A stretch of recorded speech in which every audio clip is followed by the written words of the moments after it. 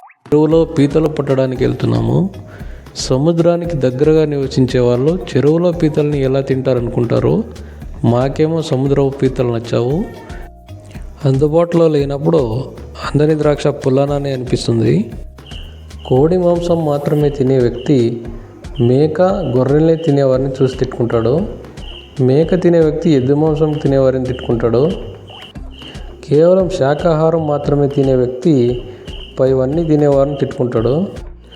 అసలు మనిషి పుట్టుకతోనే శాకాహారియా మాంసాహారియా అనే డౌటు చాలామందికి ఉంటుంది. మనిషి ఖచ్చితంగా పుట్టుకతోనే మాంసాహారి. దీనికి ప్రూఫ్ ఏంటంటే మనకు 4 కూరదంతాలు ఉన్నాయి. ఈ కూరదంతాలు పులి, సింహం, చిరుత ఇలాంటి క్రూర మాంసాహార జంతువులకు మాత్రమే ఉన్నాయి. గడ్డి మేసే శాకాహార జంతువులైన మేక, గొర్రె, ఆవు, గేదె వంటి వాటికి కూరదంతాలు ఉండవు. నమిలే దంతాలు, విసురుదంతాలు మాత్రమే ఉంటాయి.